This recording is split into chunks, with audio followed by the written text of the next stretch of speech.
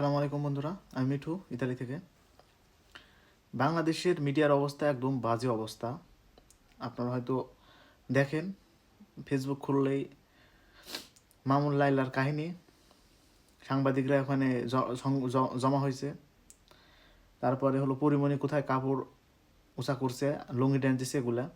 বাংলাদেশের যে আনাচে কানাচে মিডিয়া, মানে ভালো ব্যক্তি আছে, ভালো মেধাবী আছে, ট্যালেন্ট আছে, যারা দেশের জন্য কাজ করবে, তাদের মেধার দরকার আছে, তাদের কোনো তাদের উঠানোর জন্য কোনো তৎপরতা বাংলাদেশের কোনো মিডিয়ার নাই।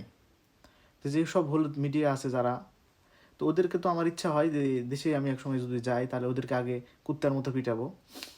তো এটা আমার ইচ্ছা হয়, কিন্তু আসি দেশের বাইরে, দেশে যার মারামারি গ্যাঞ্জাম গণ্ডগোল এগুলো করার কি ইচ্ছা, এগুলো তো আর মনের ভিতর আসবে না।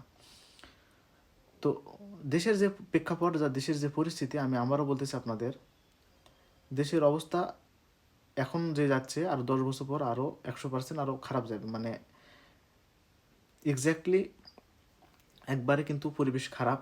যেই সমাজ এটা ভালো পজিশনে যাবে না, মানুষের মধ্যে যে মারামারি গ্যাঞ্জাম গণ্ডগোল এগুলো কখনোই দূর হবে না।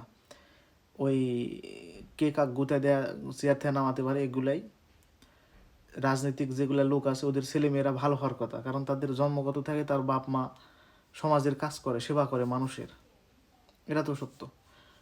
কিন্তু দেখা গেল সে তাদের পোলাপানে নেশাখোর হয়, কোথায় মারামারি গ্যাঞ্জাম গণ্ডগোল এগুলা করতেছে, তারা দেশের সেবা করবে কি? তাদের ওই তো বাপ মায় তো ওদের তো কিছু বলে না, ওরা কিছু করে না, তো যে কারণে তারা কিন্তু এই মানে কুশিক্ষা নিয়ে বা কুসমাজের একটা সৃষ্টি তারা করতেছে।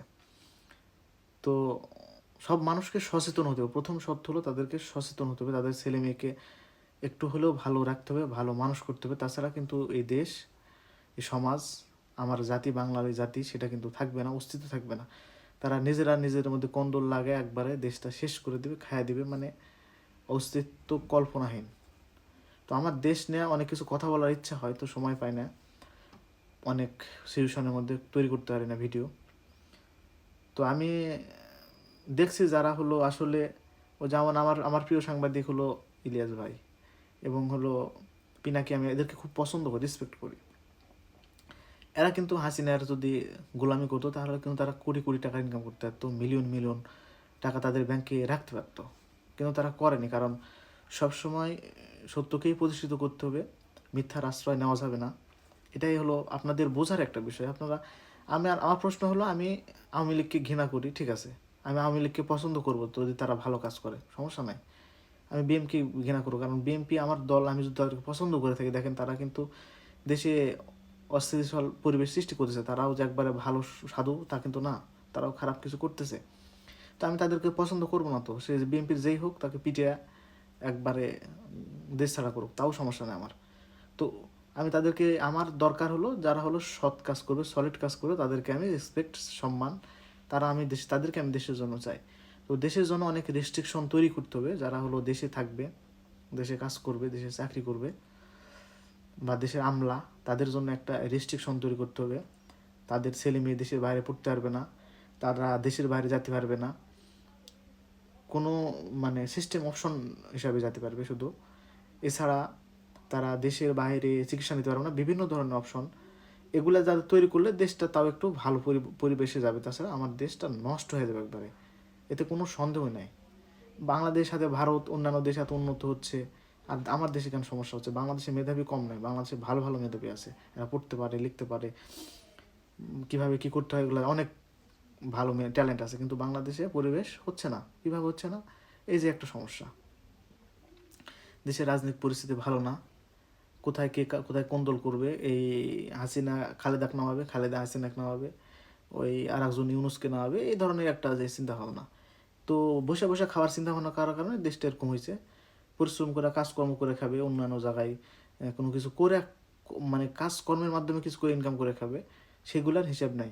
ইতালিতে মানে রাজনীতি হয়, ভোট হয়, আমরা খবরই পাই না, জানি না কবে ভোট হচ্ছে, জানি না এগুলা। এখানেই ভোট হয়, আমি যেখানে থাকি একটা হোটেলে থাকি, হোটেলের সাথে একটা যে বাসা আছে, মানে একটা যে কমনি আছে, এখানেই ভোট হয়, অথচ আমি জানি না এখানে ভোট কবে হয়। মাঝে মধ্যে গাড়ির আনাগোনা দেখা যায়, কিন্তু কোনো মিছিল নাই, মিটিং নাই, কিচ্ছু নাই, একবারে বোঝার কোনো পরিবেশ নেই। তারপরেও সেখানে ভোট হচ্ছে, সরকার গঠন হচ্ছে।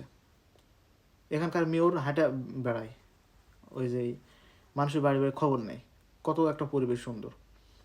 তো এই পরিবেশ হলো ইউরোপের। তো যাই হোক, এটাই আমি আর কি, দেশের জন্য কথা বলার খুব ইচ্ছে আমার, তীব্র আকাঙ্ক্ষা। সবাই আমাকে লাইক কমেন্ট করবেন, কিছু জানার থাকলে জিজ্ঞেস করবেন।